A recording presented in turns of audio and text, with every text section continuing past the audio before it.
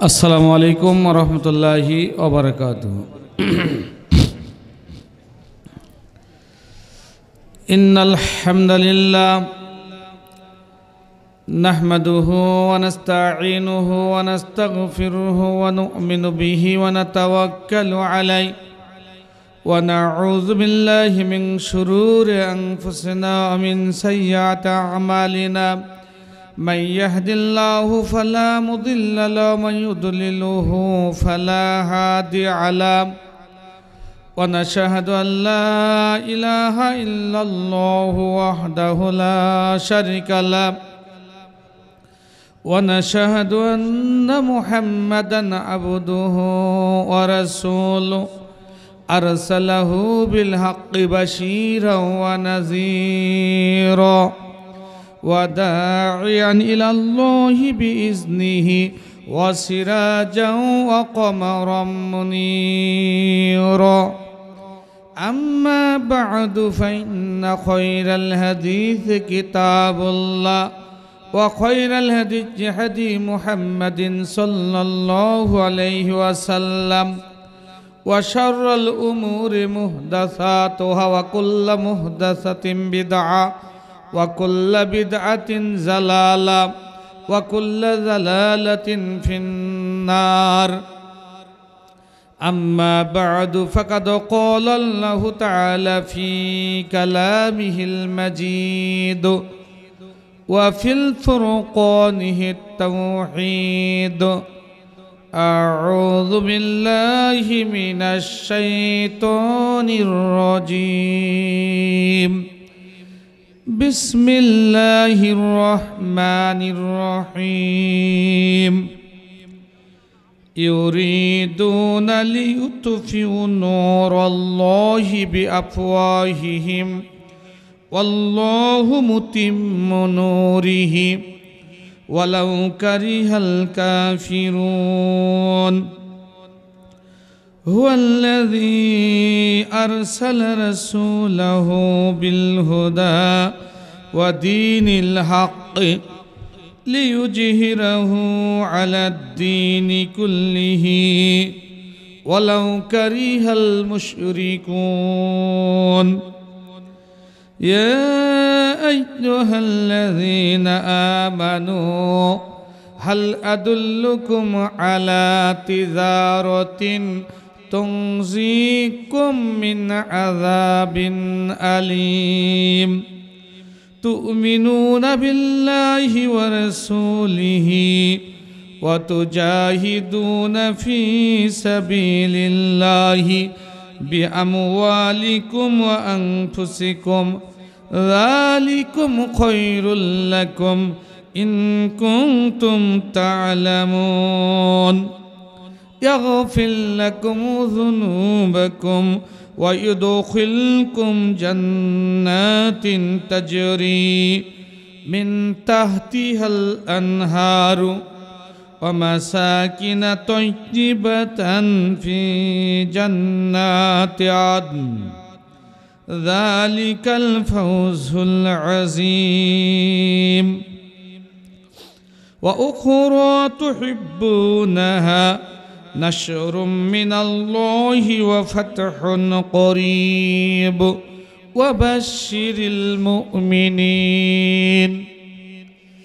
عن مقداد بن معدي كريب رضي الله تعالى عنه قال قال رسول الله صلى الله عليه وسلم: للشهيد عند الله 6 خصال يغفر له في أول دفعة ويرى مقعده من الجنة ويمن من الفضل الأكبر ويزر من عذاب القبر ويزر على رأسه تاج البقر ليأخذ من خير من الدنيا ما فيها ويتزوج 72 زوجة من الحور العين ويشفع 70 من أقربائه. رواه الترمذي. عن علي رضي الله تعالى عنه قال قال رسول الله صلى الله عليه وسلم: يوشك أن يأتي على الناس زمن لا يبقى من الإسلام إلا اسمه ولا يبقى من القرآن إلا رسمه مساجدهم عامرة ويخرب من الهدى علماءهم شر من تحت أدم السماء تخرج الفتنة فيهم تعود. رواه البيهقي. One Anas বিন মালিক রাদিয়াল্লাহু তাআলা আনহু قال قال رسول الله صلى الله عليه وسلم من أقسم الهفا كتب الله له الثلث 70 مغفرة واحدة في الدنيا صلوها كل أمره وسنتين 70 درجة يوم القيامة رواه الترمذي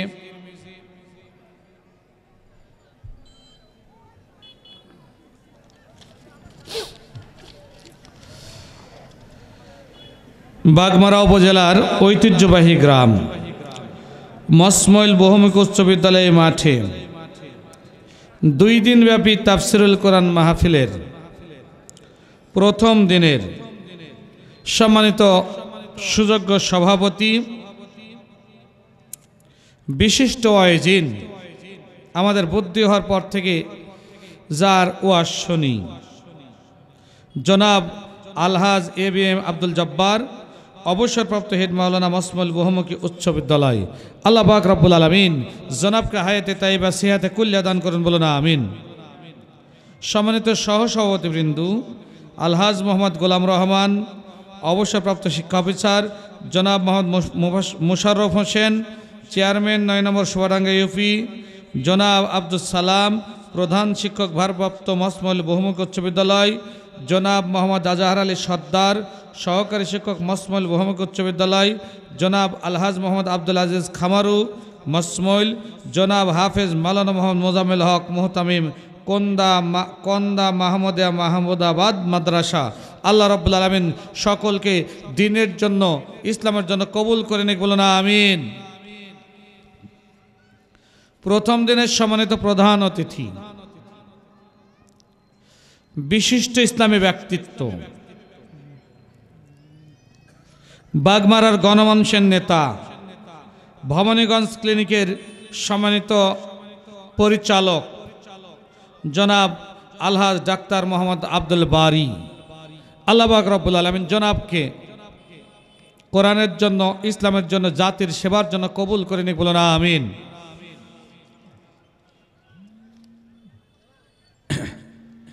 প্রথম দিন এবং দ্বিতীয় দিনের সম্মানিত ওলামে হযরত বিন্দু বিশেষ করে আমার আগে বক্তব্যে আপনাদের ধন্য করেছেন অত্র এলাকার কৃতি সন্তান বিশিষ্ট মুফাসসির কোরআন জনাব হযরত হাফেজ মাওলানা আব্দুর রশিদ ভাই আমার পরে বক্তব্যে ধন্য করবেন আন্তর্জাতিক খ্যাতিসম্পন্ন মুফাসসির কোরআন ও বিশিষ্ট ইসলামের চিন্তাবিদ জনাব হযরত মাওলানা আবুল হায়াত সাতক্ষীরা আগামীকালকে আপনাদের সামনে বক্তব্য উপস্থাপন করবেন হযরত মাওলানা আব্দুল হক যুক্তিবাদী ভাই হযরত মাওলানা FM ইসমাইল আল হাসানি সম্মানিত সভাপতি বাংলাদেশ মাজলিসুল মুফাসসিরিন রাজশাহী বিভাগ প্রধান আলোচক হিসেবে আলোচনা পেশ করবেন আন্তর্জাতিক খ্যাতিসম্পন্ন মুফাসসির কোরআন ও বিশিষ্ট মিডিয়া ব্যক্তিত্ব জনাব মাওলানা মোহাম্মদ গোলাম আজম বগুড়া আল্লাহ পাক রব্বুল আলামিন সকলকে প্রকৃত নায়েবে রাসূল হিসেবে কবুল করে নিক বলুন আমিন আল্লাহুম্মা আমিন।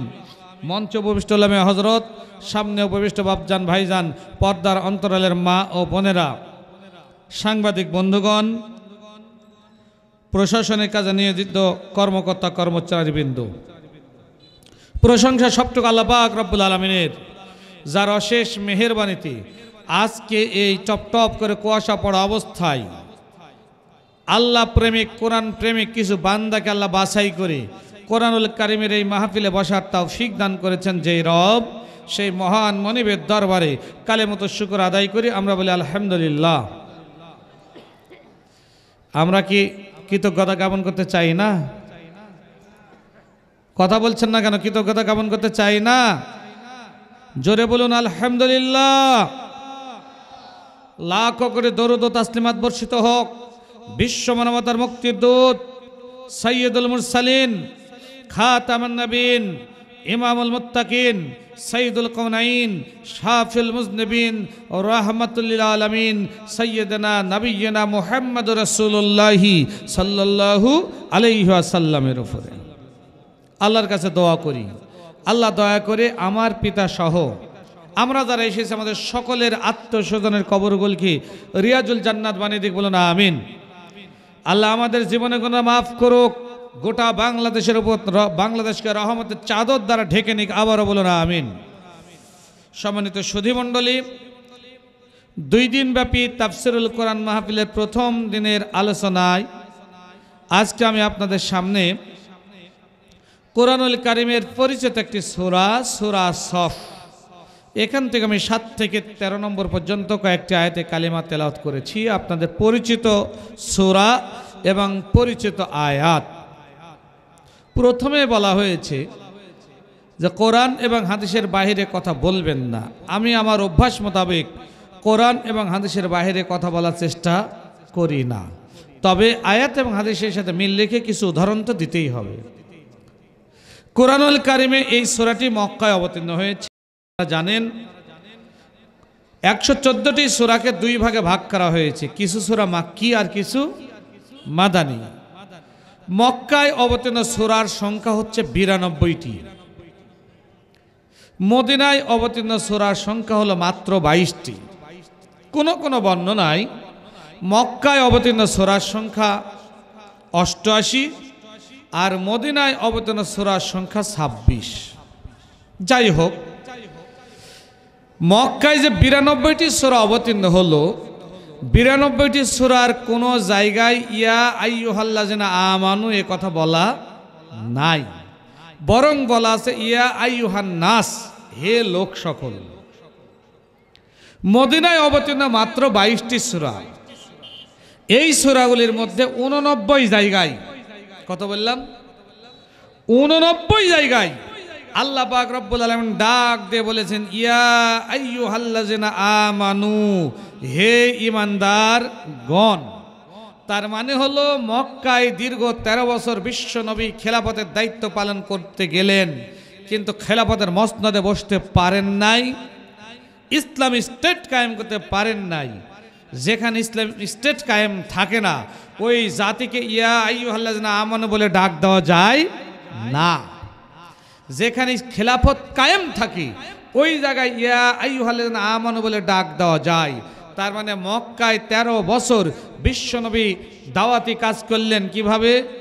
ইয়া কওমি উবুদুল্লাহ মা লাকুম মিন ইলাহিন গায়রু, হে আমার জাতি, এক আল্লাহর ইবাদত করো, ওই আল্লাহ ছাড়া আর কোনো ইলাহ নাই। এইভাবে দীর্ঘ 13 বছর দাওয়াতি কাজ করলেন। বেশ কিছু মুসলমান হলো বটে, কিন্তু আল্লাহ রাব্বুল আলামিনের ভাষায় ঈমানদার সম্প্রদায় বলে তাদেরকে ডাক দেওয়া গেল না। অথচ বিশ্বনবী মুহাম্মদ রাসূলুল্লাহ সাল্লাল্লাহু আলাইহি সাল্লাম মক্কা থেকে মদিনায় হিজরত করে যাওয়ার সঙ্গে সঙ্গে মাত্র 1.5 বছরের মধ্যে তিনি যখন রাষ্ট্রপতি হয়ে গেলেন, আল্লাহ রাব্বুল আলামিন এই 22টি সূরার মধ্যে 89 জায়গায় ইয়া আইয়ুহাল্লাযিনা আমানু, হে ঈমানদার সম্প্রদায় বলে ডাক দিয়ে নবীকে জানিয়ে দিলেন এখন আপনার সাথে যারা ঘোরাফেরা করছে সবগুলি মুমিন। সুবহানাল্লাহ বলবেন না? আমরা কি মুমিন হতে চাই না কাফের হতে চাই? কথা বলুন সবাই, মুমিন হতে চাই না কাফির হতে চাই? কারা কারা মুমিন হতে চাই দু হাত তুলে আল্লাহকে একটু দেখাই। লিল্লাহে তাকবীর, লিল্লাহে তাকবীর। আল কোরআনের আলো, সংসদে জালো, হাত নামান।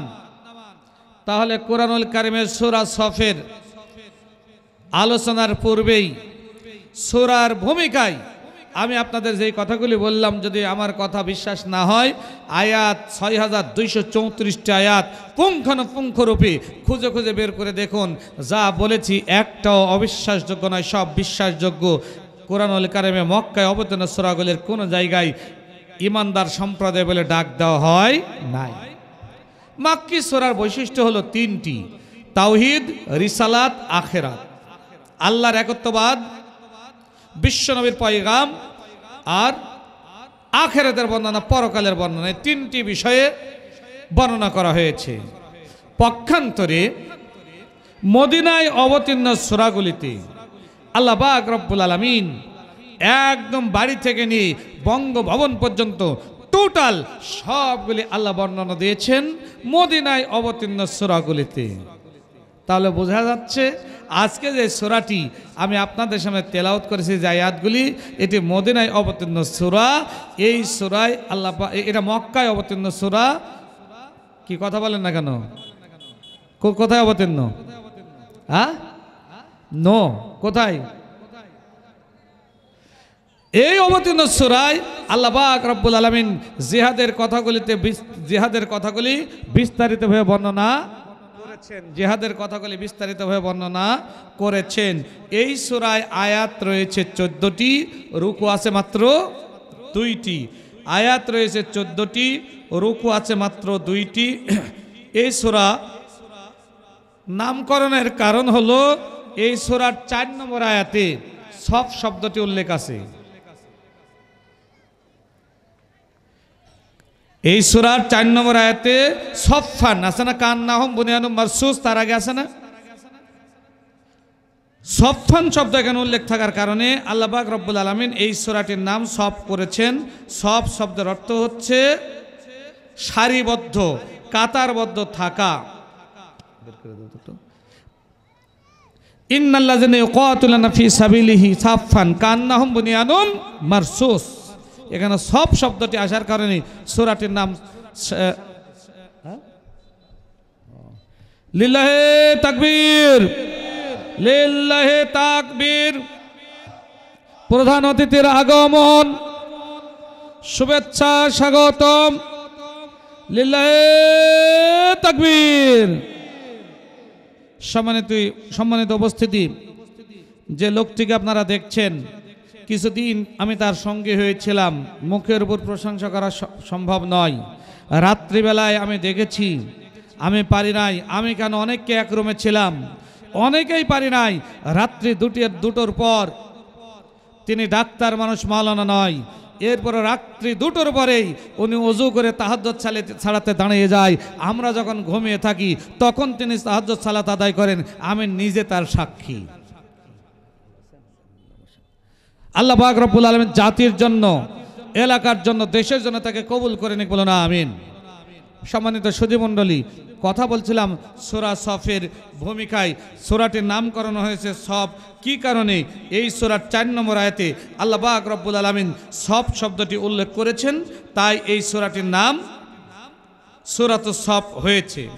সূরা নাজিল হওয়ার কারণ, বিশ্বনবী জনাবে মুহাম্মদ রাসূলুল্লাহ সাল্লাল্লাহু আলাইহি সাল্লামের উপর এই সূরাটি অবতীর্ণ হয়েছে মদিনায় হিজরত করে যাওয়ার পর বদরের যুদ্ধ করলেন বিশ্বনবী। বদরের যুদ্ধ করার পর 70 জন কাফের বেঈমান এই যুদ্ধে নিহত হলো। মুসলমানরা জয়লাভ করলেন। জয়লাভ করার পর আব্দুল্লাহ ইবনে উবাই টাটকা মুনাফিক, ওনার সহ্য হচ্ছিল না। যদিও তিনি নবীর সাথে থাকতেন, সহ্য হচ্ছিল না। উনি মনে করেছিলেন এই ইসলাম স্টেটকে কিভাবে ভেঙে চুরমার করা যায়, বিশ্ব নবীকে দুনিয়ার বুক থেকে কিভাবে বিদায় করে দেওয়া যায়। এজন্য মক্কার সাথে তিনি যোগাযোগ শুরু করে দিলেন। আর মদিনার যারা ইহুদি খ্রিস্টান ছিলেন তাদের সাথেও গোপনে বৈঠক শুরু করলেন। বিশ্বনবী জনাবে মুহাম্মদ রাসূলুল্লাহ সাল্লাল্লাহু আলাইহি ওয়াসাল্লাম মনটা খারাপ। এত সুন্দরভাবে জিহাদ করে বদরের ময়দানে 14 জন সাহাবী শাহাদাত বরণের মাধ্যমে আমরা জয়লাভ করলাম।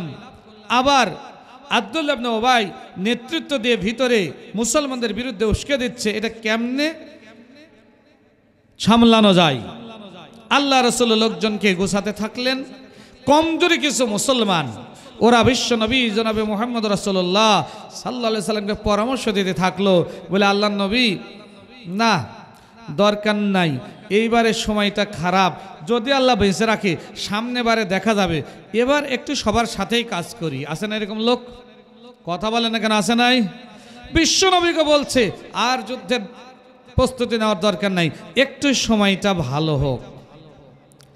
আল্লাহ নবী জনাবে মুহাম্মদ রাসূলুল্লাহ সাল্লাল্লাহু আলাইহি সাল্লামের কাছে তিরমিজির বর্ণনা, এমন মুহূর্তে মক্কা থেকে কিছু ব্যক্তি আসলো নবীকে যাচাই করার জন্য, দেখা করার জন্য, প্রকৃত নবীকে না জানার জন্য। সাথে ছিলেন হযরত আব্দুল্লাহ ইবনে সালাম রাদিয়াল্লাহু তাআলা আনহু। তিনি এসে বিশ্ব নবীকে বললেন, ও আল্লাহর নবী, আপনি যদি সত্য নবী হন 3টি প্রশ্ন আমি আপনাকে করব। 1 নম্বর প্রশ্ন হলো জান্নাতের প্রধান খাবার কি?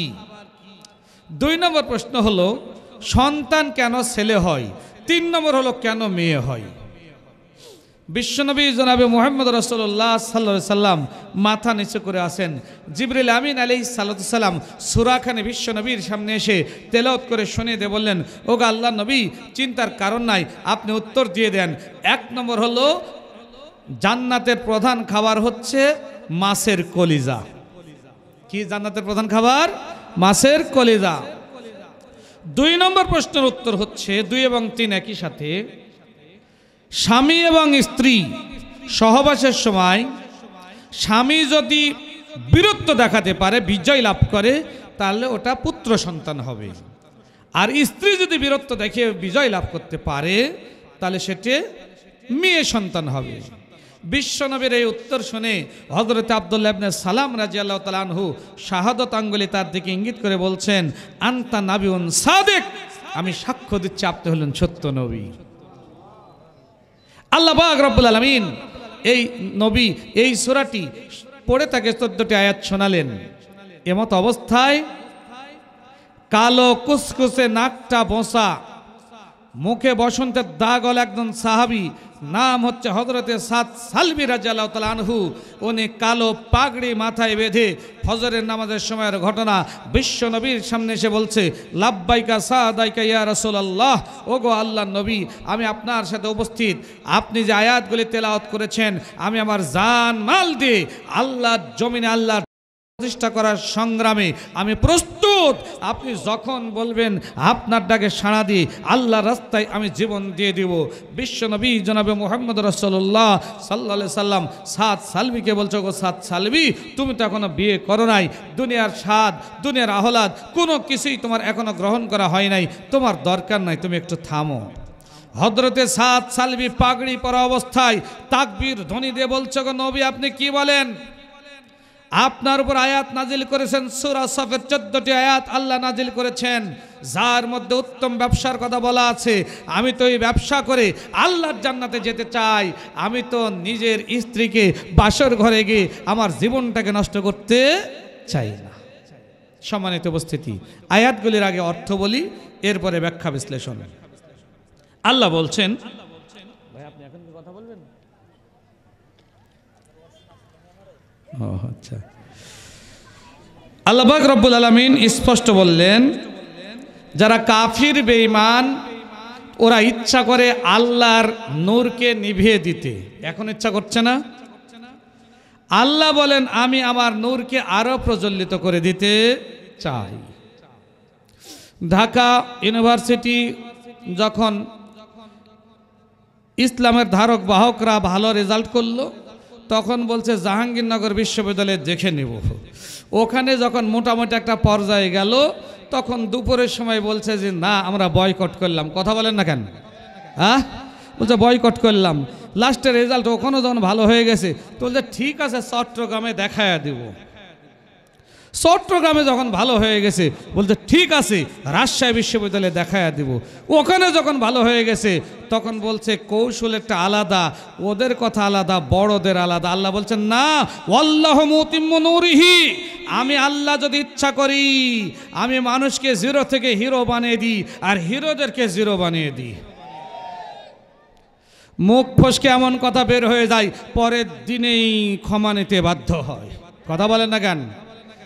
আল্লাহ বলেন, আল্লাহু মুতিম্মু নূরিহি, আমি আল্লাহ আমি আমার নূরকে আরো প্রজ্বলিত করে দিই, পরিপূর্ণ করে দিই, আমি ফোকাস আমি আল্লাহ আরো বাড়িয়ে দিই। ওয়ালাউ কারিহাল কাফিরুন, যদিও কাফিররা এটাকে অপছন্দনীয় মনে করে।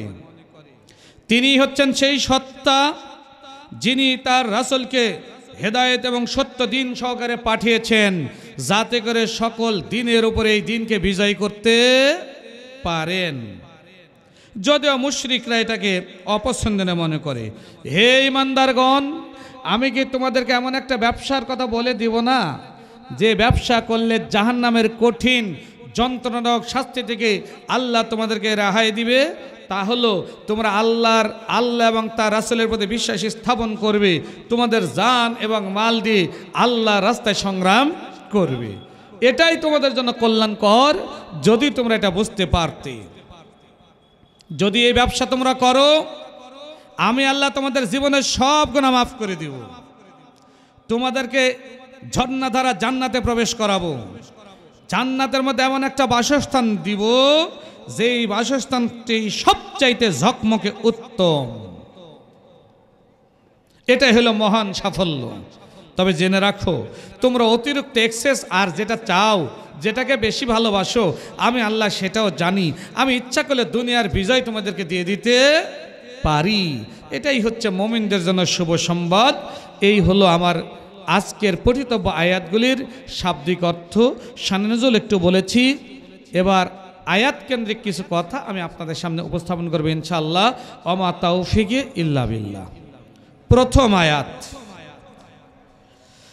ইউরিদুনা লিইউতফিউ নূরাল্লাহি বিআফওয়াহিহিম। আল্লাহ বলছেন একদল লোক ইচ্ছা করে আল্লাহর নূরকে নিভিয়ে দিতে। আল্লাহর নূরটা কি? কদ জাআকুম মিনাল্লাহি নূরুন ওয়া কিতাবুম মুবিন। হে রাসূল, আপনি বলে দিন, নিশ্চয় কদ জাআকুম মিনাল্লাহি, আল্লাহর পক্ষ থেকে আপনার নিকট যা এসেছে তা হলো ফোকাস, নূরুন, ফোকাস লাইট, ওয়া কিতাবুম মুবিন, এবং স্পষ্ট একটি কিতাব। এই ফোকাস লাইটটা কি? বিশ্বনবী জনাবে মুহাম্মদ রাসূলুল্লাহ সাল্লাল্লাহু আলাইহি সাল্লাম হেরা গুহায় দীর্ঘ 15 বছর তপস্যা করলেন, 12 বছর মাঝে মাঝে 3 বছর তাহান্নুজ করে। যখন জিবরিল আমিন আলাইহিস সালাতু সালাম বিশ্বনবীর কাছে হেরা গুহায় চলে আসলেন, যে হেরা গুহাটি ছোট্ট একটি গর্ত, 4.5 কিলোমিটার উঁচু, এত উঁচু পাহাড়ের উপর ছোট্ট একটি গর্ত, আর অন্ধকারাচ্ছন্ন গর্ত, অনেক গরম। অথচ কোরআনুল কারীমের মাত্র 5টা আয়াত সেখানে নাজিল হওয়ার সঙ্গে সঙ্গে আল্লাহ পাক রব্বুল আলামিন নবী বলেন বৈপ্লবিক পরিবর্তন হয়ে গেল। যেই গর্তটা ছিল গরম, ওটা হয়ে গেল এসি মার্কা। যেটা ছিল অন্ধকারাচ্ছন্ন, জিবরিল 5টা আয়াত তেলাওয়াত করার সঙ্গে সঙ্গে টোটাল ওই এলাকাটা, গর্তটা একদম আলোকে আলোকিত হয়ে গেল।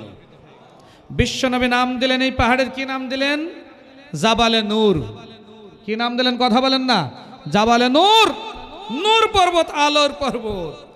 একটা অন্ধকার পাহাড় যদি কোরআনের 5টা আয়াত অবতীর্ণ হওয়ার কারণে আলোর পাহাড়ে পরিণত হয়, তাহলে আলেম উলামারা হাজার হাজার আয়াত হাফেজ সাহেবরা মুখস্থ করে, ওরা কি আল্লাহর নূরে নূরান্বিত হতে পারে না? কথা বলেন না কেন? হতে পারে না।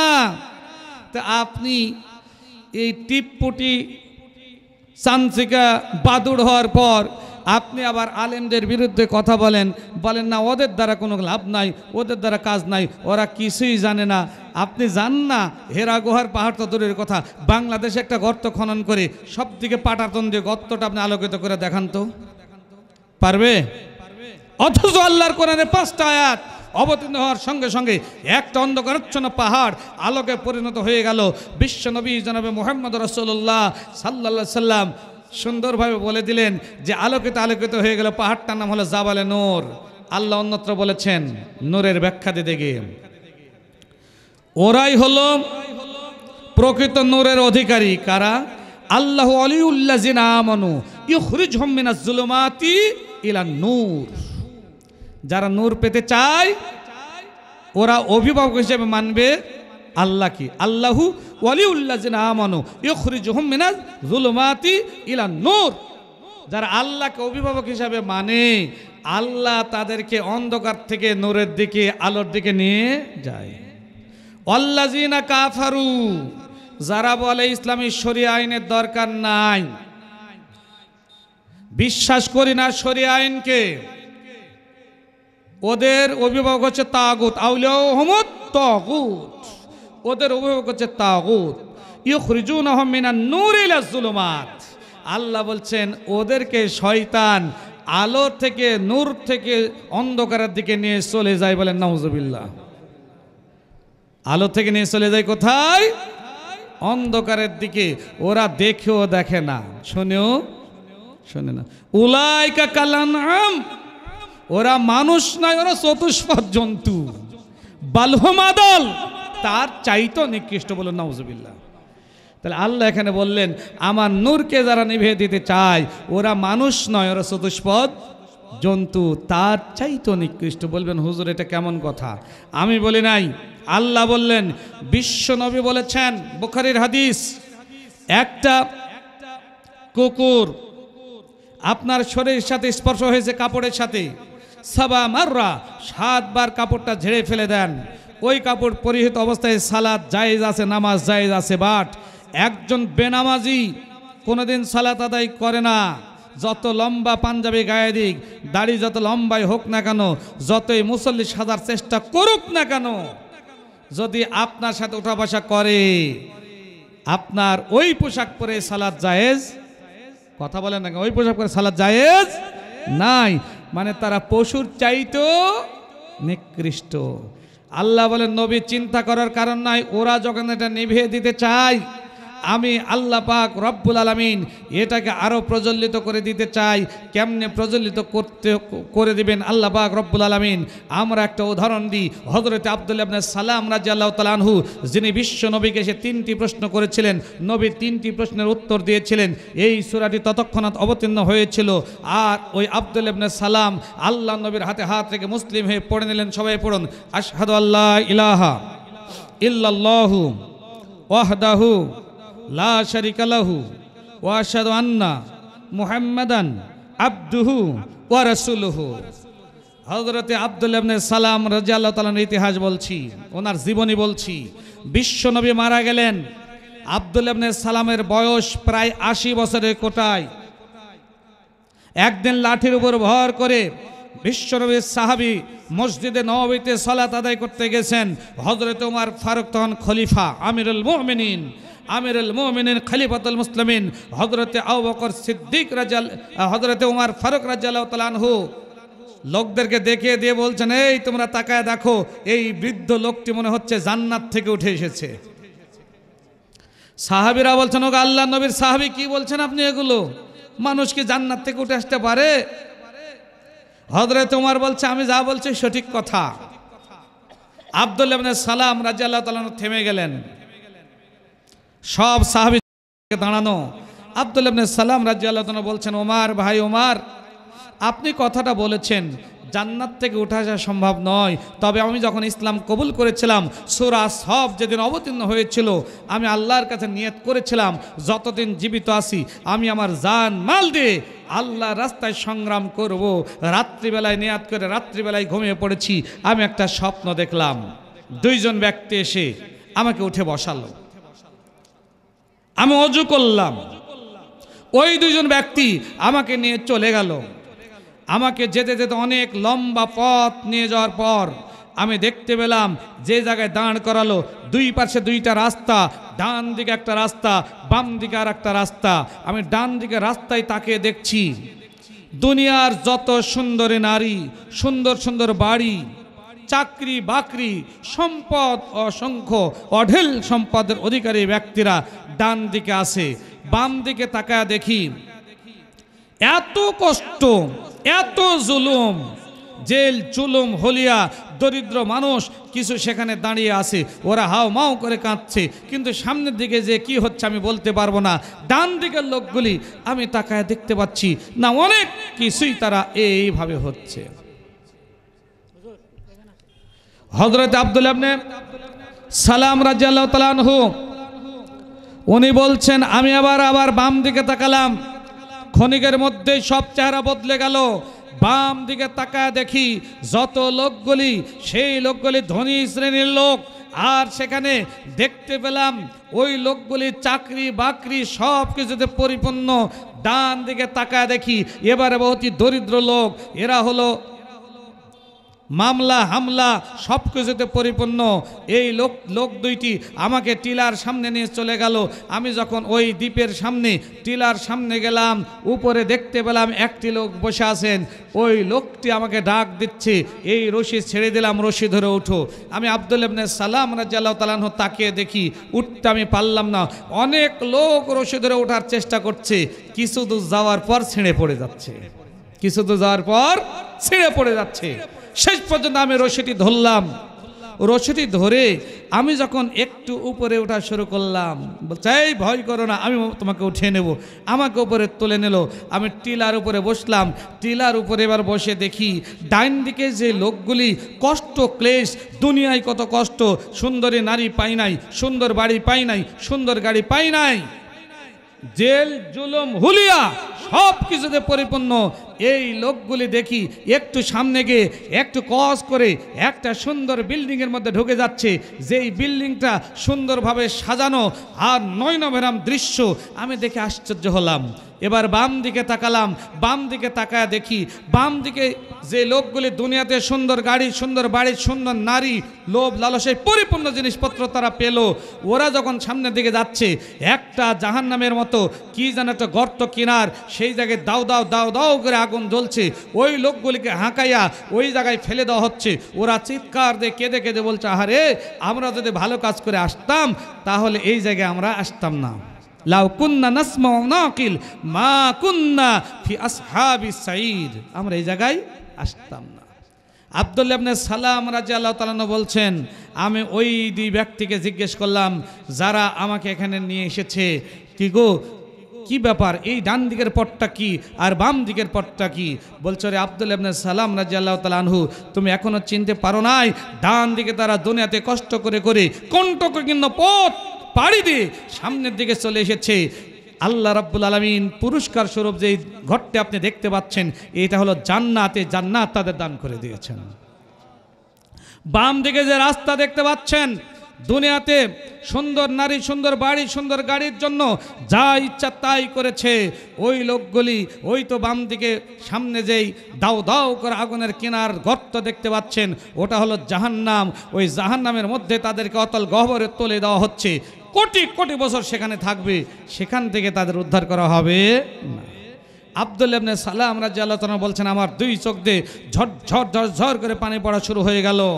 ওই দুইজন ব্যক্তি আমাকে বলছে, আপনি চিন্তা করবেন না, আপনি সূরাত সব আপনার শানে নাজিল হয়েছে, আপনি 3টি প্রশ্ন বিশ্বনবীকে করেছিলেন, বিশ্বনবী উত্তর দিয়েছেন, আপনি মুসলমান হয়ে গেছেন। আল্লাহ রাব্বুল আলামিন এই ডানপন্থীদের সাথে জান্নাতের অধিকারী হিসাবে আল্লাহ আপনাকে কবুল করে নিয়েছেন। বলছে ওমর, আমি জাগ্রত হয়ে গেলাম, তাহাজ্জুদ সালাত আদায় করলাম, কিছুক্ষণ পর ফজরের আজান হলো, আমি বিশ্ব নবীর পিছনে মসজিদে নববীতে সালাত আদায় করে ফজরের পর নবীকে ঘটনাটি বললাম। বিশ্ব নবী আমার মাথায় হাত বলে দিয়ে বলল, ওরে আব্দুল্লাহ ইবনে সালাম রাদিয়াল্লাহু তাআলা আনহু নব মুসলিম, তুমি সৌভাগ্যবান, আল্লাহ রাব্বুল আলামিন তোমাকে জান্নাত দান করে দিয়েছেন। সেই সূরার আলোচনা আজকে আমরা করছি।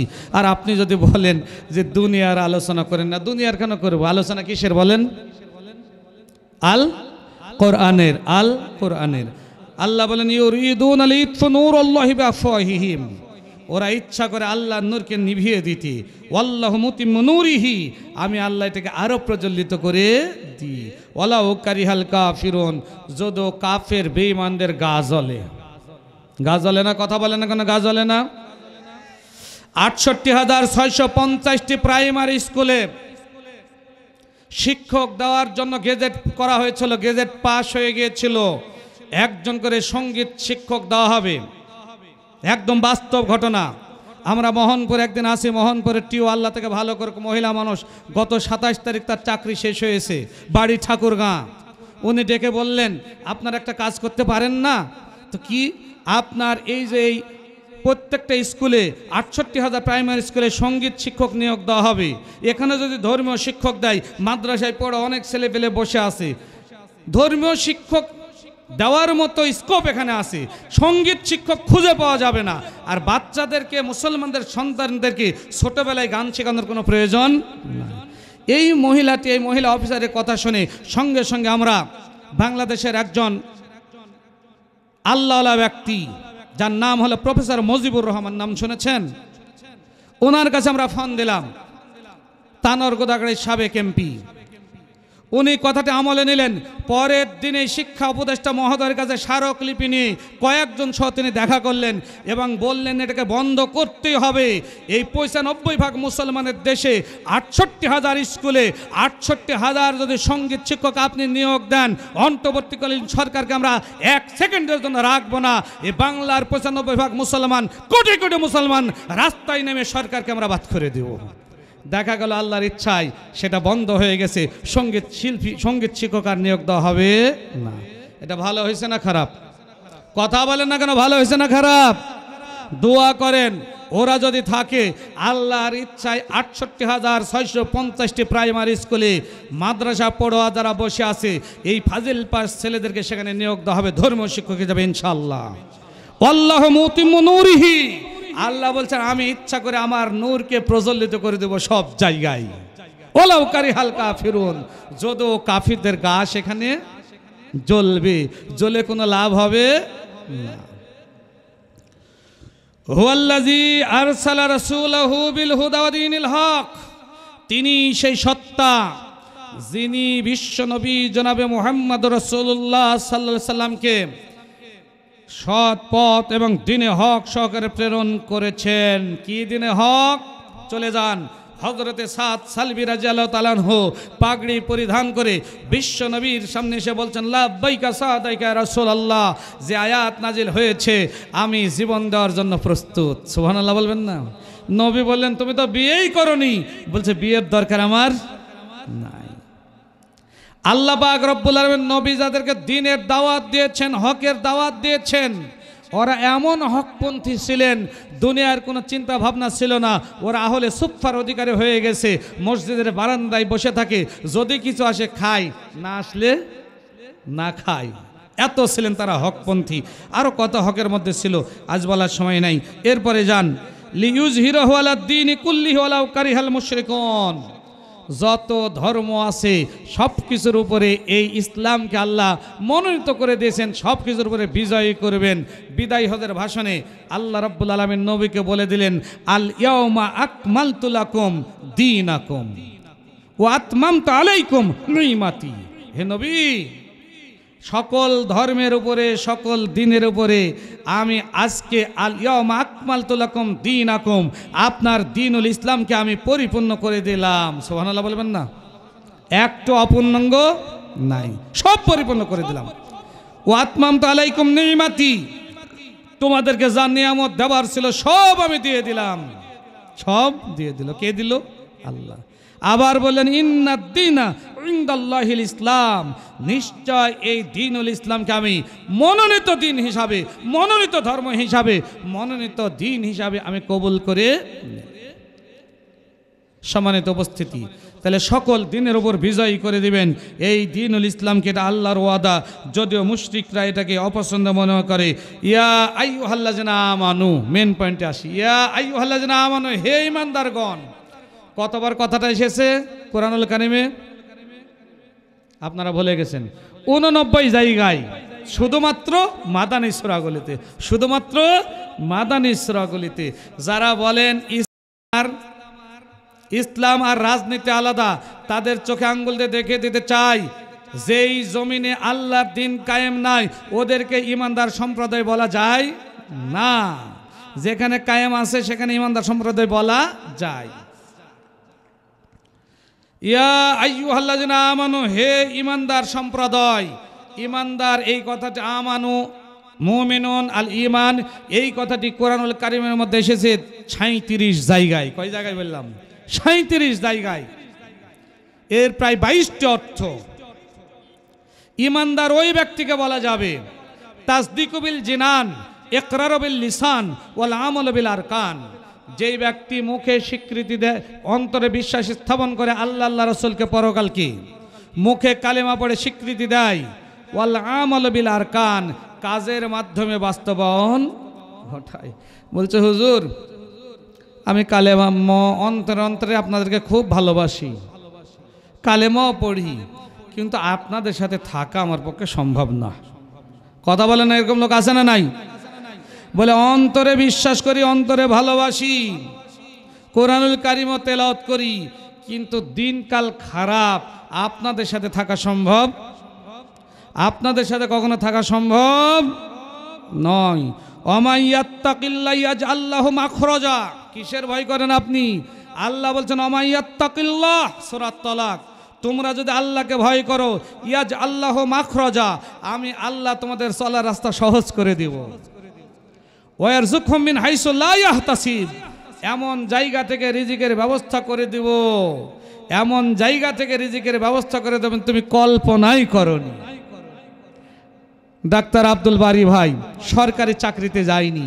দেখেন সরকারি চাকরি না করার পরেও বাগমারার গণমঞ্চে শুধু নেতা নয়, সেদিন আত্রাই প্রোগ্রামে সেখানে গিয়ে শুনলাম ওই এলাকায় হাজার হাজার লোক তার ভক্ত, তাকে চিনি। আল্লাহ এমন একটা ব্যবস্থা তার নিজের ক্লিনিকের মধ্যে করে দিয়েছেন যে হাজারো এমবিবিএস ডাক্তার সরকারি চাকরি করার পর যা না জনপ্রিয়তা রয়েছে, যা না তার ইনকাম রয়েছে, যা না তার আদর্শ রয়েছে, আল্লাহ পাক রব্বুল আলামিন তার চাইতে অনেক বেশি তার মধ্যে দিয়ে দিয়েছেন। এটা দিতে পারে কে? বসে আছেন ওহিদুল ইসলাম ভাই, পড়াশোনা করেছেন আরবিতে। আরবিতে পড়ে কি চাকরি হয়? উনি একজন অ্যাসিস্ট্যান্ট প্রফেসর কলেজের। আমি আরবিতে পড়াশোনা করেছি একটা ডিগ্রি কলেজের, এখন ভাইস প্রিন্সিপাল।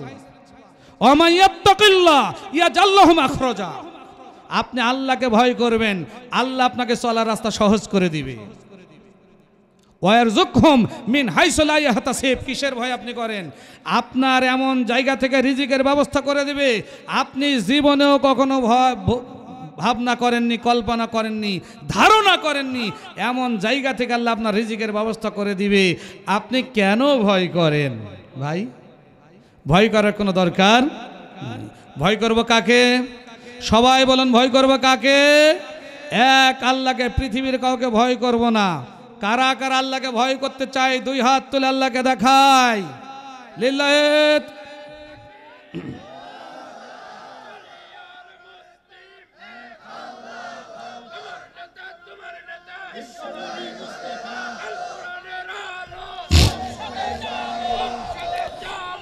সম্মানিত উপস্থিতি, ইমানদার ছিলেন কে? তাসদীকু বিল জিনান, ইকরারু বিল লিসান ওয়াল আমালু বিল আরকান। অন্তরে বিশ্বাস, মুখে স্বীকৃতি আর কাজের মাধ্যমে বাস্তবায়ন। হযরতে সাদ সালবী রাদিয়াল্লাহু তাআলা আনহুকে বিশ্বনবী বলছেন, সাদ সালবী তুমি বিয়ে করনি, জিহাদের ময়দানে যাওয়ার দরকার নাই। হযরতে সাদ সালবী রাদিয়াল্লাহু তাআলা আনহুকে আল্লাহ পাক রব্বুল নবী এই কথা বলার পর সাদ সালবী বলছে, হুজুর কেউ তো আমার সাথে বিয়ে দিতে চায় না। নবী বলছে, সামনে উহুদের ময়দান তোমার জন্য ছুটি, তোমার বিয়ের ব্যবস্থা আমি করে দিচ্ছি। কেউ তোমার সাথে বিয়ে দিতে চায় না। আমি নবী বলছি, মদিনার সবচেয়ে সম্ভ্রান্ত পরিবার, মদিনার অর্থমন্ত্রী, বাইতুল মাল সম্পাদক হযরত ওয়াহাব রাদিয়াল্লাহু তাআলা আনহুর কন্যা, দেখতে খুব সুন্দর, এত সুন্দর যার উপাধি দেওয়া হয়েছে হুরে মদিনা, তার সাথে তোমার বিয়ে হবে। বিশ্বাস হয়? কথা বলেন না যে বিশ্বাস হয়? আল্লাহ পাক রব্বুল আলামিন নবী একটা ছোট্ট চিঠি লিখে দিলেন। হযরতে সাদ সালবী রাদিয়াল্লাহু তাআলা বলছেন, ওগো আল্লাহর নবী আমার সাথে বিয়ে দিবেন, আমার বিশ্বাস হয় না। বলে যাও না। হযরতে সাদ সালবী রাদিয়াল্লাহু তাআলা প্রকৃত ঈমানদার, চলে গেলেন ওয়াহাব সাহেবের বাড়িতে। দরজায় গিয়ে সালাম দিলেন। সালাম দেওয়ার সঙ্গে সঙ্গে হযরতে ওয়াহাব রাদিয়াল্লাহু তাআলা বের হয়ে চলে এসেছেন। সাদ সালবী বলছেন, খুজল কিতাব, এটা গ্রহণ করেন চিঠিটা। মিন ইনদি রাসূলুল্লাহ সাল্লাল্লাহু আলাইহি সাল্লাম, দিয়ে দিলেন বিশ্বনবীর এই চিঠিটা। নেওয়ার পর ওয়াহাব রাদিয়াল্লাহু তাআলা একবার চিঠির দিকে তাকান, একবার যুবকটার দিকে তাকান। কারণ কি? বিশ্বনবী যে চিঠি লিখেছেন, চিঠিতে লিখে দিয়েছেন তোমার সুন্দরী কন্যার সাথে যুবকটার বিয়ে হবে। বলে আরে আমার এত সুন্দরী কন্যা আর যুবকটার বয়স হয়ে গেছে, মুখে বসন্তের দাগ, নাকটা চ্যাপটা, দেখতে তেমন ভালো নাই, কালো কুচকুচে একজন সাহাবী। জিজ্ঞেস করলেন, এই তোমার বাড়ি ঘর কোথায়, সম্পদ কেমন আছে? বলছে, নবীর সাহাবী আমার কোনো বাড়ি ঘর নাই, টাকা পয়সা নাই, কই থাকো তুমি? বলছে, আমি আহলে সুফার অন্তর্ভুক্ত, মসজিদে বারান্দায় বসে থাকি, বাইতুল মালের যা আসে তাই খাই, না পাইলে। খেপে গেছেন ওয়াহাব। আরে তোমার টাকা নাই, পয়সা নাই, যৌবন নাই, কিছু নাই, তুমি কেন অর্থমন্ত্রীর মেয়েকে বিয়ে করতে এসেছো? যাও, চলে যাও, ইরজি ইলা বাইতি, বাড়িতে ফিরে যাও। কাঁদতে কাঁদতে সাদ সালবী রাদিয়াল্লাহু তাআলা চিঠিটা নিয়ে ফেরত চলে যাচ্ছেন। হযরতে ওয়াহাব রাদিয়াল্লাহু তাআলা বাড়ির মধ্যে প্রবেশ করেছেন। এমন মুহূর্তে তার সুন্দরী কন্যা তাকে জড়িয়ে ধরল। বলে, পিতা কি ব্যাপার, কি হয়েছে আপনার? হযরতে ওয়াহাব রাদিয়াল্লাহু তাআলা বলছেন, কন্যা রে, তোমার পিতার বুদ্ধি এত কম নাই, কম হলে অর্থমন্ত্রী করতো না নবী। আমি জানি তুমি মদিনার মধ্যে সবচেয়ে সুন্দরী কন্যা, ওই রকম কালো কুচ্ছিত যুবকের সাথে আমি বিয়ে দেব না, তাকে তাড়িয়ে দিয়েছি। কেন তুমি কান্নাকাটি করো? কান্নার কারণ নাই। মেয়েটি আরও ডুকরে পড়ে কাঁদতে কাঁদতে বলছে, আব্বু আপনি ভুল বুঝলেন কেন?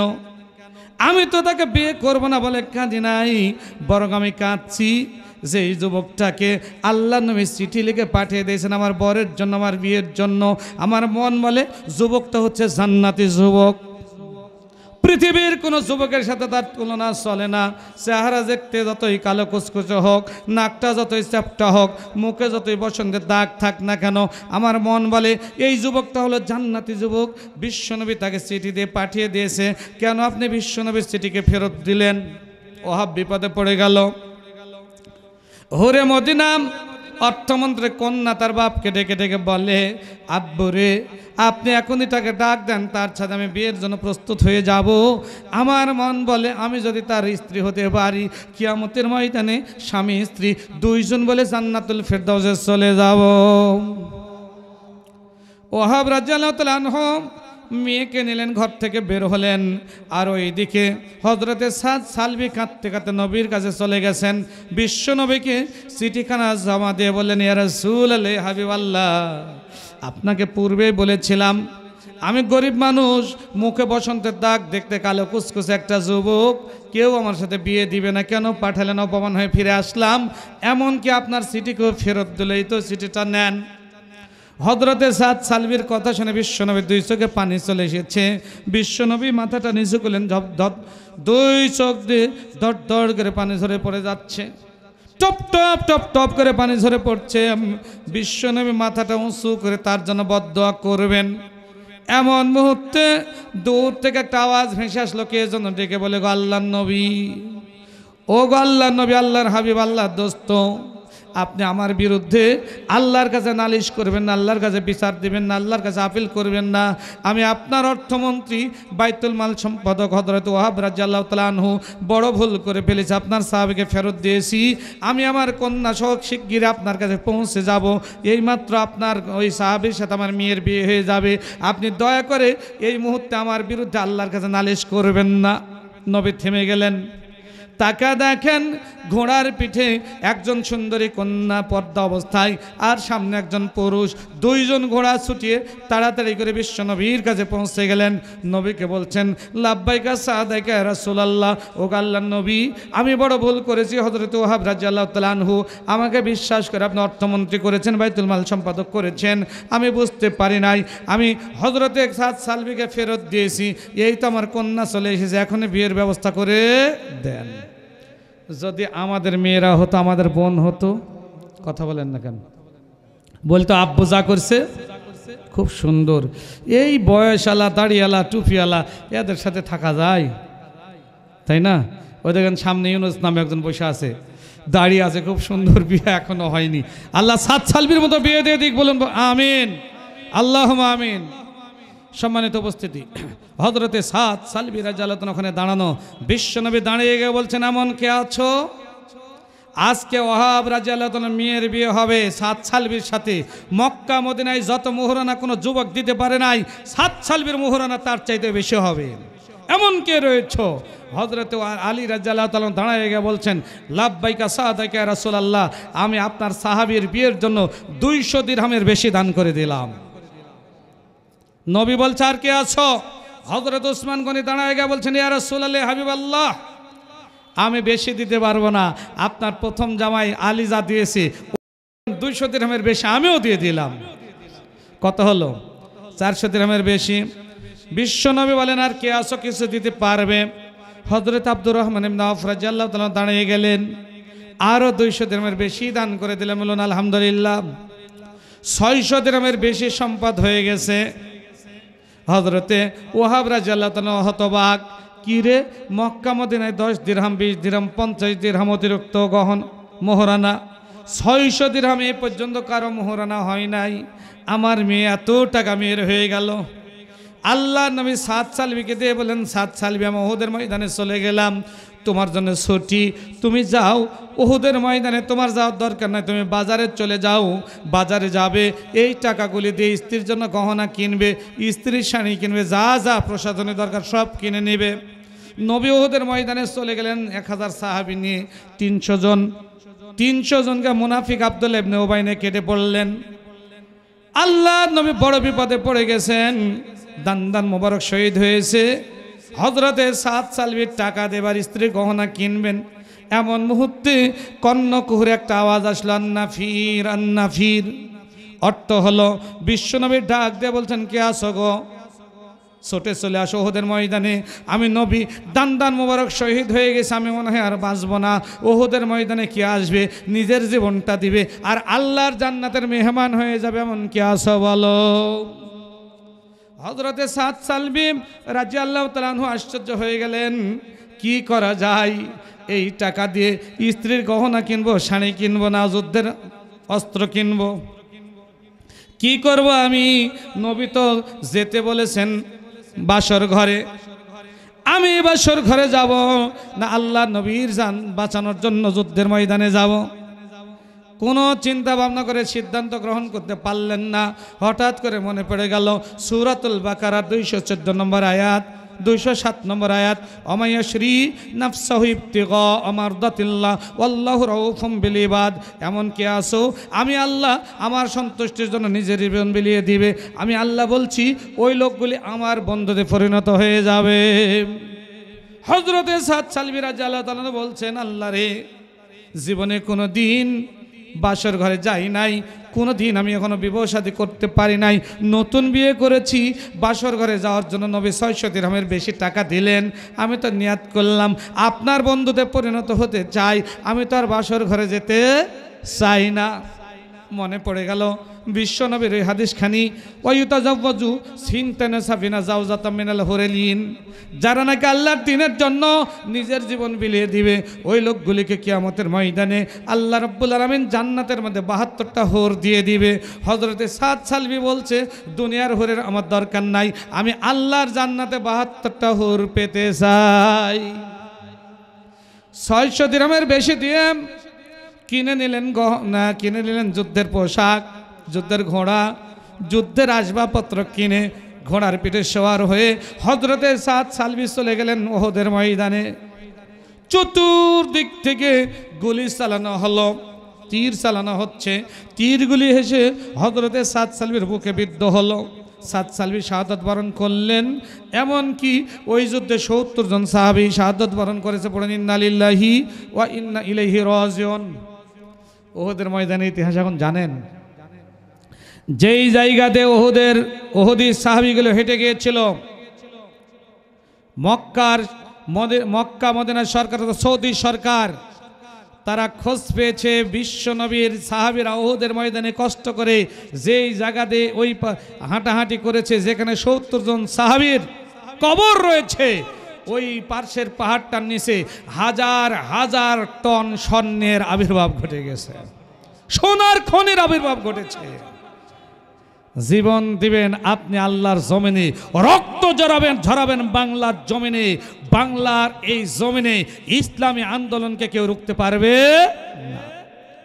হযরতে সাদ সালবি রাদিয়াল্লাহু তাআলা আনহু যুদ্ধ করতে করতে একবার শাহাদাত বরণ করলেন। ওহুদের যুদ্ধ শেষ হয়ে গেল।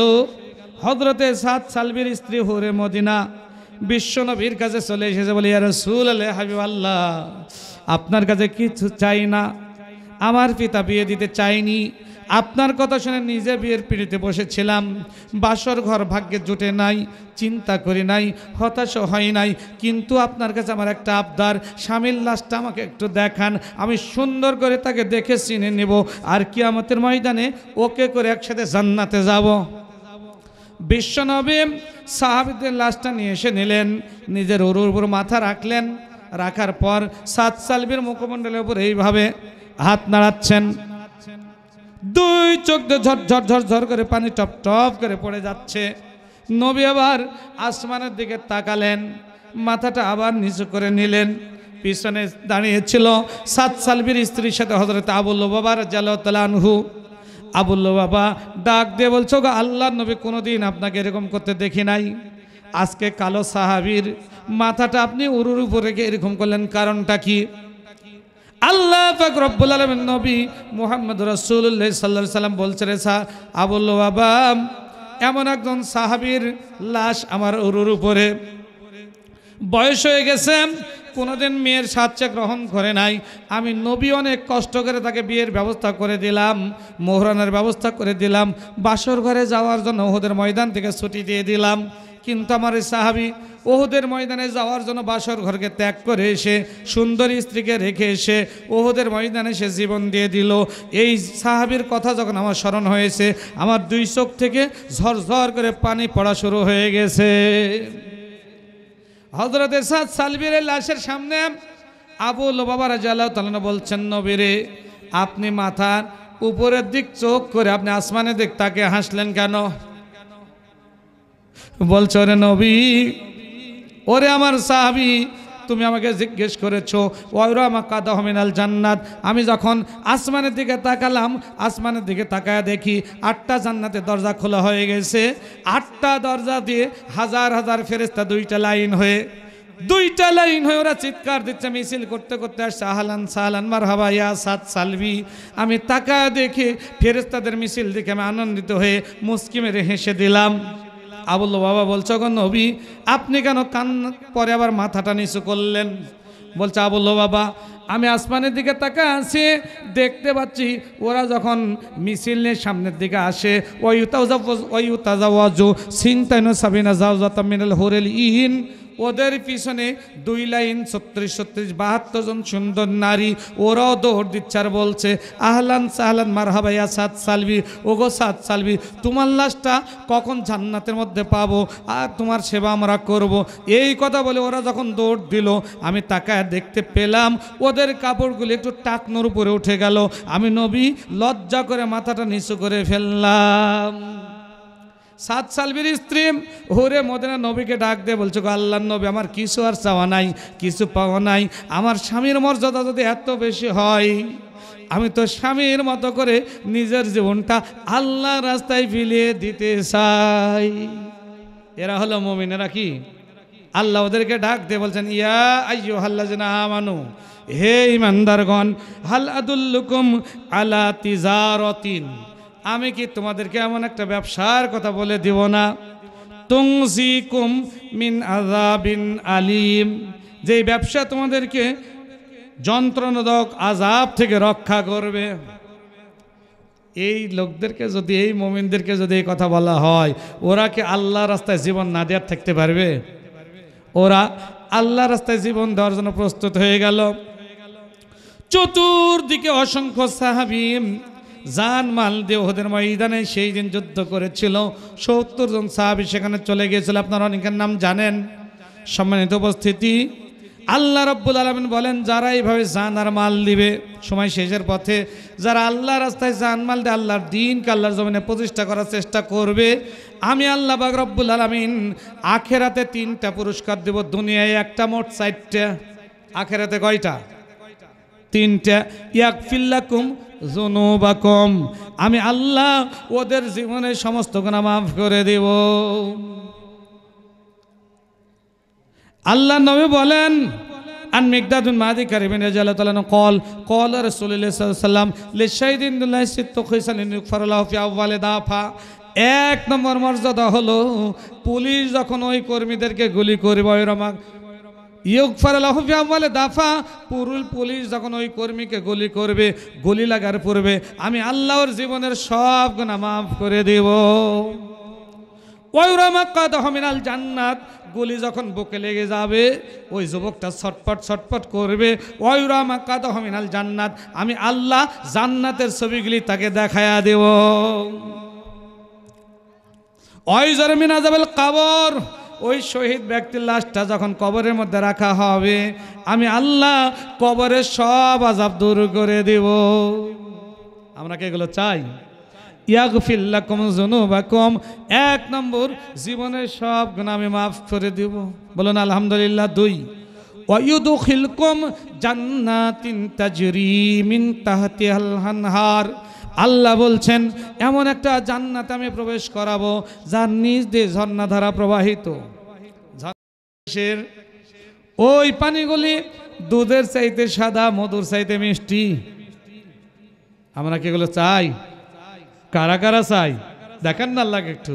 লিল্লাহে তাকবীর, লিল্লাহে তাকবীর, হাত নামান।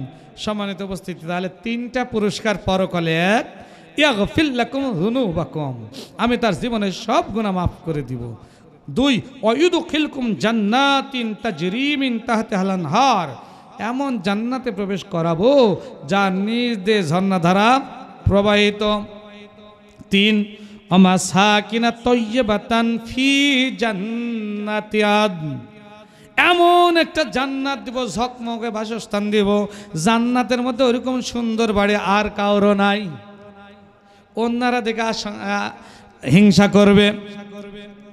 বিশ্ব নবীর স্ত্রী হযরত আয়েশা সিদ্দিকা রাদিয়াল্লাহু তাআলা আনহা বর্ণনা করেন, আমি নবীকে জিজ্ঞেস করলাম, ওগো আল্লাহর নবী, এই জান্নাতের মধ্যে যারা আল্লাহ রাস্তায় জীবন দিল, এই ব্যবসার যারা ব্যবসায়িক হলো, ওরা যদি মারা যায় জান্নাতের কোন জায়গায় জায়গা হবে? বুখারীর হাদিস। বিশ্বনবী বললেন, স্ত্রী আয়েশারা ভালো করে শুনে নাও, ওদেরকে জান্নাতের এত উঁচু জায়গায় জায়গা দেওয়া হবে, ওয়াফাউকাহু মিন আরশিল্লাহ, ওদের মাথার উপর আল্লাহর আরশ ছাড়ার কিছু থাকবে না। তার মানে ইসলামে আন্দোলন করে এই পথে যারা জীবন দিবে, আল্লাহ নবী বললেন ওরা জান্নাতের সবচেয়ে উপরে থাকবে, ওদের উপরে শুধু আল্লাহর আরশ থাকবে, কোনো মানুষ তাদের উপরে থাকবে না। এরকম জান্নাতকে আমরা চাই? কথা বলুন, এরকম জান্নাত চাই? চাইলে দুনিয়ার লোভ লালসা সব কিছুকে বাদ দিতে হবে। তিন ওমাসাকিনা তাইয়্যিবাতান ফি জান্নাতি আদন, জান্নাতের মধ্যে সুন্দর একটা বাসস্থান তাকে দেওয়া হবে। যালিকাল ফাওজুল আযীম, এটা হচ্ছে মহান সফলতা, বড় সফলতা। এর চাইতে আর সফলতা কিছু চাই? তাহলে যারা ইসলামী আন্দোলন করে পরকালের সফলতার জন্যই করে, তাই না? ওয়া উখরা তুহিব্বুনাহা, অতিরিক্ত আর একটা পুরস্কার দুনিয়াতে আছে। আল্লাহ বলছেন উখরা, এটা অতিরিক্ত, এক্সেস। তুহিব্বুনাহা, এটাকেই তোমরা বেশি ভালোবাসো। বলছেন যে না, হইল না, চেয়ার না পাইলে কাজ হচ্ছে না। আল্লাহ বলছে এটা অতিরিক্ত, অত দরকার নাই, এটার অত দরকার নাই, এটা অতিরিক্ত, এক্সেস। আগে তিনটা তোমরা পেয়ে যাবে, এটা অতিরিক্ত।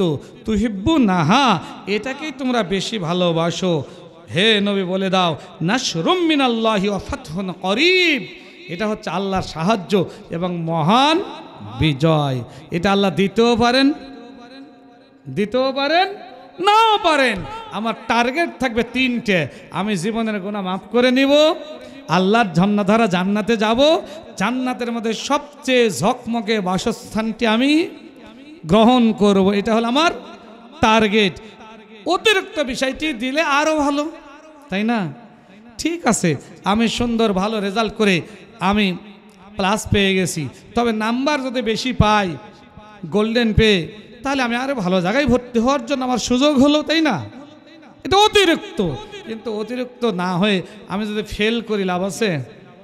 তাহলে আগে পাস করার যোগ্যতা অর্জন করতে হবে, পরকালের টার্গেটে আমাকে আগে টিকতে হবে, এরপর বোনাস হিসাবে আল্লাহ যদি এটা দেন আলহামদুলিল্লাহ, কোনো সমস্যা নাই। সম্মানিত উপস্থিতি, আসুন আমি এবার আপনাদেরকে বলতে চাই, বিশ্বনবী জনাবে মুহাম্মদ রাসূলুল্লাহ সাল্লাল্লাহু আলাইহি সাল্লামের উপর আয়াতগুলি যখন নাজিল হলো, আর হযরতে সাদ সালিবি আয়াত যখন শুনলেন, আব্দুল্লাহ ইবনে সালাম রাদিয়াল্লাহু তাআলা যখন শুনলেন, ওরা আল্লাহর দ্বীনের জন্য, ওরা ইসলামের জন্য, ওরা কোরআনের জন্য নিজের জীবনকে বিলিয়ে দেওয়ার জন্য প্রতিজ্ঞাবদ্ধ হলেন, উৎসর্গ করে দেওয়ার জন্য প্রতিজ্ঞাবদ্ধ হলেন। আমরা আজকে কি নিয়াত করলাম? আমরাও পারবো না ইনশাআল্লাহ? আল্লাহ কবুল করুক, বলুন আমিন। আসুন, সূরাতুস সফের যে আয়াতগুলি আমি তেলাওয়াত করেছিলাম, শাব্দিক অর্থ এবং সামান্য ব্যাখ্যা বিশ্লেষণ আপনাদের করেছি, এর সাথে যোগ করে একটা হাদিস আমি আপনাদের বলেই আমার আলোচনা শেষ করব। আমরা যদি প্রকৃত মুসলিম হতে চাই আর আমাদের টার্গেট যদি জান্নাত হয়, দিকে কান লাগান, প্রকৃত মুসলিম হতে চাই আর আমাদের টার্গেট যদি জান্নাত হয়, তাহলে অবশ্যই আমাদেরকে সূরা সফের এই আয়াতে যে ব্যবসার কথা বলা হয়েছে এই ব্যবসা করতে হবে। এই ব্যবসার পুঁজি হলো মাত্র দুইটা, একটা হলো তুমিনুনা বিল্লাহি ওয়া রাসূলিহি, আল্লাহ এবং তার নবীর প্রতি ঈমান আনা। দুই, ওয়াতুজাহিদুনা ফি সাবিলিল্লাহি বিআমওয়ালিকুম ওয়া আনফুসিকুম, জান আর মাল দিয়ে আল্লাহর রাস্তায় সংগ্রাম করা। এরা কারা? আন আনাস বিন মালিক রাদিয়াল্লাহু তাআলা কল ক্বালা রাসূলুল্লাহ সাল্লাল্লাহু আলাইহি সাল্লাম, মান আগাসা মালহুফান কাতাবাল্লাহু লাহু সুলুসানা সাবঈনা মাগফিরাতান ওয়াহিদাতান ফিদ দুনিয়া সালুহা কুল্লি আমরিহি ওয়া সিনতাইনা সাবঈনা দারাজাতান ইয়াউমাল কিয়ামাত রাহু তিরমিজি। হযরতে আনাস বিন মালিক রাদিয়াল্লাহু তাআলা আনহু থেকে বর্ণিত, তিনি বলেন বিশ্বনবী জনাবে মুহাম্মদ রাসূলুল্লাহ সাল্লাল্লাহু আলাইহি সাল্লাম বলেছেন, মান আগাসা মালহুফান, যে মালহুফ হতে পারবে। আর মালহুফ কারা? ওয়াজ করে 1 লাখ টাকা কন্ট্যাক্ট করে নিয়ে গেল, ওরা মালহুফ, ওরা শত্রু। কি বলেন? ওরা শত্রু ইসলামের। মালহুফ হলো তারাই, চাকরি বাঁচানোর জন্য যারা এদিক সেদিক কথা বলে তারা না। মালহুফ হলো তারাই সকল প্রকার লোভ লালসা সব কিছুকে কন্ট্রোল করে, রিস্ককে গ্রহণ করে বরণ করে নি আল্লাহর দ্বীনের উপর যারা টিকে থাকে, ওরা হলো মালহুফ। রাসূল বর্ণনা দিতে গিয়ে বললেন, মান তামাসসাকা সুন্নাতি ইনদা ফাসাদে উম্মতি ফাজরাহু মিয়াতা শাহীদিন। এই মালহুফ হবে যারা, আমি আল্লাহ নবী বলছি, আল্লাহ পাক রব্বুল আলামিন ওদেরকে ওই মুহূর্তে 100 শহীদের চাইতে বেশি সওয়াব প্রদান করবেন। তাহলে মালহুফ পৃথিবীর 1,000 মানুষ একদিকে, আমি একাই আল্লাহর দিকে। অধিকাংশ মানুষ আল্লাহ বিমুখ, আর আমরা কয়েকজন আল্লাহ মুখী, এর নাম হলো মালহুফ। আল্লাহ নবী বলছেন, মান আগাসা মালহুফান, যারা মালহুফ হবে সূরা সফের আয়াতের আলোকে, কাতাবাল্লাহু লাহু, আমার আল্লাহ ওই ব্যক্তিদের কাঁধের উপর থেকে কেরামিন কাতেবেনের থেকে এই কিতাবটা আমল নামাটা আল্লাহ নিজ হাতে নিয়ে নেবেন। সুবহানাল্লাহ বলবেন না? কোনো হাদিসে নাই যে আল্লাহ লিখবেন, এই হাদিসে এসেছে কাতাবাল্লাহু লাহু, আল্লাহ নিজে ওই ব্যক্তির আমল নামাটা হাতে নিয়ে এনে কাতাবাল্লাহু লাহু সুলুসানা সাবঈনা মাগফিরাতান, আল্লাহ নিজে 73টা মর্যাদা তার আমল নামায় লিখে দিবেন। বলেন তো এরকম কোন হাদিস আছে? আর একটি হাদিসও নাই আমলের বিপরীতে। কাতাবাল্লাহু লাহু সুলুসানা সাবঈনা মাগফিরাতান, 73টা মর্যাদা আল্লাহ পাক রব্বুল আলামিন তার এই আমল নামার মধ্যে রেখে দিবেন। ওয়াহিদাতান ফিদ দুনিয়া সালুহা কুল্লি আমরিহি, একটা মর্যাদা যদি পৃথিবীতে দেন, পৃথিবীর সব কাজ তার জন্য সহিহ হয়ে যাবে, শুদ্ধ হয়ে যাবে। সাইদ মনে আছে? ওই যে শহীদ সাইদ, 5 তারিখের যিনি উপকার, যিনি জীবন দিলেন আল্লাহর দ্বীনের পথে, গুলি বুকে চালানো হলো, নিজে বুক পেতে দিলেন ইসলামের জন্য, এই দেশটাকে প্লট পরিবর্তনের জন্য। এরকম যারা, এদেরকে বলা হয় মালহুফ। কাতাবাল্লাহু লাহু, আমার নবী বললেন ওই ব্যক্তির আমল নামায় 73টা মর্যাদা লেখা হবে। ওয়াহিদাতান ফিদ দুনিয়া, একটা দুনিয়ার জমি সালুহা কুল্লি আমরিহি, জীবনের সব কিছু সংশোধন করে দেওয়া হবে। ওয়া সিনতাইনা সাবঈনা দারাজাতান ইয়াউমাল কিয়ামাত, কিয়ামতের ময়দানে আল্লাহ আরো 72টা মর্যাদা দেবেন। সুবহানাল্লাহ। তাহলে ইসলামী আন্দোলন করে লাভ না লস? কথা বলেন না কেন সবাই? লাভ না লস? আচ্ছা, লিল্লাহে তাকবীর, লিল্লাহে তাকবীর। প্রধান বক্তার আগমন, শুভেচ্ছা স্বাগতম, লিল্লাহে তাকবীর। সম্মানিত উপস্থিতি, কথা শুনুন, আমি শেষ করে দেবো, সমাপনীতে চলে গেছে, আপনারা বুঝতে পেরেছেন। যেহেতু আমাকে বলেছিলেন 10টা 3-4 মিনিট আছে, আমি সমাপনীতে চলে এসেছি। তাহলে ইসলামী আন্দোলন করবে তারাই যারা দুনিয়ার সমস্ত রিস্ক বহন করে আল্লাহর জান্নাতকে টার্গেট করে টিকে থাকতে পারবে। আল্লাহ আমাদের তৌফিক দান করুন, বলুন আমিন। তাহলে 73টা মর্যাদা পাবেন। আজকের আলোচনার সমাপনী আয়াতগুলি শিক্ষণীয় বিষয়। 1 নম্বরের শিক্ষণীয় বিষয় হচ্ছে, যতদিন জীবিত থাকবো আমরা নিজেদের জান মাল কোরবান করে আল্লাহর রাস্তায় টিকে থাকবো ইনশাআল্লাহ।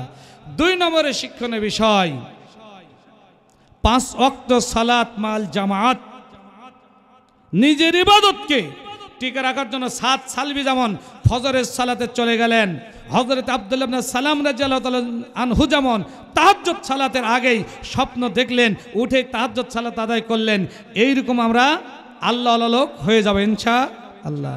3 নম্বরের শিক্ষণীয় বিষয় হচ্ছে, আমরা কারো কথায় রাগ করব না। আমার যারা যত মানুষ আমার বিরোধিতা করবে, আমার মনে হবে আমার তত জনপ্রিয়তা বাড়বে। যত মানুষ গীবত করবে, আমার তত পাপ কমবে। সুতরাং আমরা কারো বিরোধী হব না, লোকেরা আমাদের বিরোধী হোক। এই 3 নম্বর শিক্ষণীয় বিষয়।